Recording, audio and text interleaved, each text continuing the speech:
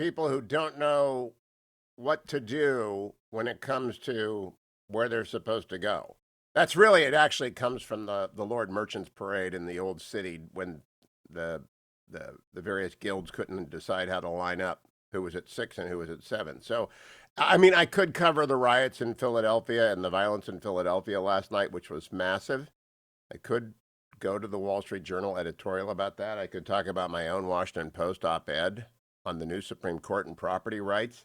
The election, I will very quickly give you the rundown on the latest polls, but of course I'll be back to Tony Bobolinsky in a second. In the general election, Emerson says Joe Biden's up 50 to 45. That's the latest thing. That's Wednesday morning. But in Pennsylvania, according to Trafalgar, it's tied. In Florida, according to Susquehanna, Trump is up 4. In Florida, according to Florida Atlantic University, Biden is up 2. In North Carolina, we have a tie from one group. From Reuters, it says Biden is up 1.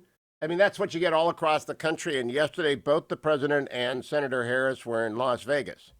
So go figure. They have the best polling in the world, the presidential campaigns, and they don't release it. They go where they have to go. Joe Biden went to Georgia. I think that is a panic, the other side move. I don't think he's going to win Georgia. I don't think it's going to be close. But the 1980 is in the back of my mind. Some of you are too young to remember 1980. That's when Jimmy Carter got blown out by Ronald Reagan, and no one saw it coming, and senators fell all night long. That's what Democrats are hoping. But I honestly don't think you can have riots in Philadelphia and not affect the suburbs of Philadelphia. We hear about the suburban mom voter. We hear about Trump losing the suburban mom. I don't think you can have the National Guard being called into Philadelphia because of 2 nights of rioting and violence and 30 injured police and a crazy city council defunding the police and not impact every suburban mom in America. Now we come to Tony Bobolinsky. I give this preface. I don't watch cable news. I've told you before. When Bret Baier goes off, I'm done for the night. I read faster than broadcast can broadcast. And therefore, and I don't believe any of the opinion shows much. They can be entertaining, and Dwayne will clip them for me in the morning. But last night, Tony Bobolinsky was on with Tucker Carlson for 30 to 40 minutes. And I'm going to play you the key clips because you should hear.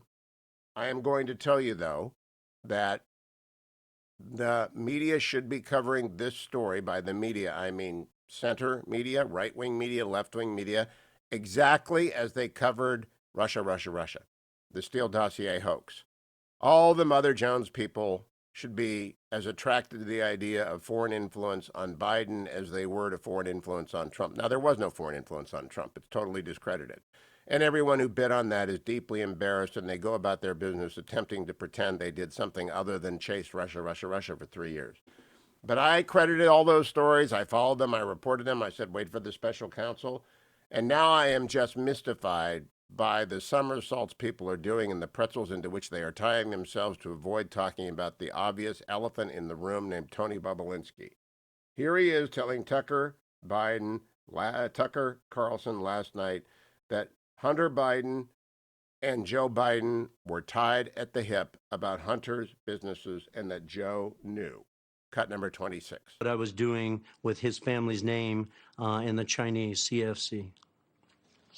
And this is a company with direct connections to the Communist government of China. So the former vice president has said he had no knowledge whatsoever of his son's business dealings and was not involved in them at all.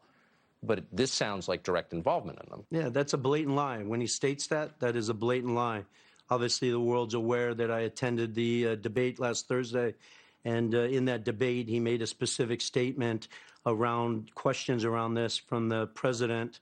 And I'll be honest with you, I almost stood up and screamed liar and walked out because I was shocked that after 4 days or 5 days that they prepped for this, that the Biden family is taking that position to the world.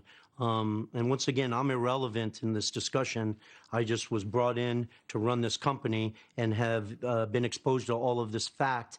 And I believe the American people should see this fact. I would have much preferred the Biden family go on record and define these facts for the American people and the globe versus me sitting here having a discussion with you on it. So Joe Biden has not denied meeting with you in Los Angeles, correct? Correct, he says.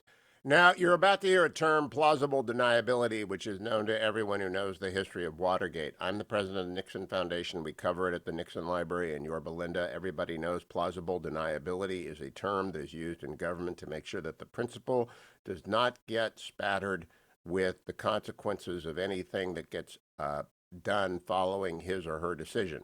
Plausible deniability means the principal knows, but you can't find a paper trail. Tony Bobulinski and Tucker Carlson are talking here about the Biden family's plausible deniability that Joe Biden knew about the China connection. Cut 27. And I'm thinking about the Biden family, like, how are they doing this?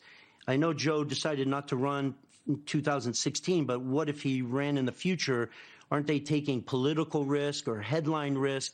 And I remember looking at Jim Biden and saying, how are you guys getting away with this? Like, aren't you concerned? And he looked at me and he laughed a little bit and said, plausible deniability. He said that out loud? Yes, he said it directly to me, one-on-one in a cabana at the Peninsula Hotel after about a hour and a half, 2 hour meeting, with me asking out of concern, how are you guys doing this? Aren't you concerned that you're going to put your brother's, future presidential campaign at risk? The Chinese, the stuff that you guys have been doing already in 2015 and 2016 around the world. And I just can almost picture his face where he sort of chuckles and says, plausible deniability. So he said, this is a man who's been drafting off his brother's political career for almost 50 years.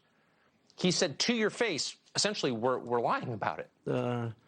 Anyone watching this interview can look up what plausible deniability means, and the definition is very distinct. Plausible deniability is a damning phrase. And it's been if Jim Biden said plausible deniability, that means Joe Biden knew everything. What about the charges? Tucker Carlson asked Tony Bobulinski that it's Russia disinformation. Cut 28. I would love for him to go on record. As I referenced earlier, I'm only sitting here because they have not only have they not gone on record, they've denied it, and they've tarred my family name and a long history of serving this country, and have other congressmen now talking about Russian disinformation. This whole smear on Joe Biden comes from the Kremlin. I held a top secret clearance from the NSA and the DOE. I served this country for 4 years in one of the most elite environments in the world, Naval Nuclear Power Training Command. And to have a congressman out there speaking about Russian disinformation, or Joe Biden at a public debate referencing Russian disinformation, when he knows he sat face to face with me, that I was traveled around the world with his son and his brother, to say that and associate that with my name is absolutely disgusting to me. I want to play one more. By the way, I wrote a senior naval retired officer last night. Do you think Tony Bobulinski is lying? The response was, Navy officers do not lie this way. It is possible, but Navy officers do not lie this way, especially when they have been in the classified situation. Cut 29, where Bobulinski is talking about the family, the Biden family, and his meetings with Joe Biden. We didn't go into too much detail on business because prior to Joe showing up, Hunter and Jim had coached me. Listen, we won't go into too much detail here. This is just a high-level discussion and meeting. So it's not like I was drilling down with Joe about cap tables and details. So you've said that they wanted you to meet Joe Biden as a way to induce you to participate in this deal. You were the actual business guy here who had management experience, deal experience. But it also sounds like Joe Biden was vetting you to some extent. Yes, of course. I didn't request to meet with Joe. They requested that I meet with Joe.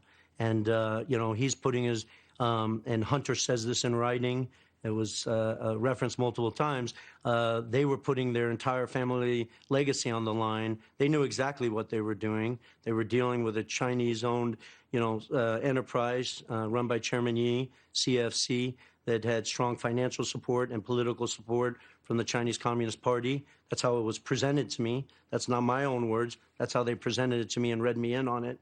And they being Gillier and Hunter Biden. They being Hunter Biden, who was very proud of that and taking credit for it when I sat with him for 2 hours on the patio of the Chateau Marmont in L.A. Proud that they were doing a deal with the Chinese Communist Party? Well, proud that they were, that he had the relationship with Chairman Yi, who was running CFC, and the ability for them to get deals done around the world and stuff like that.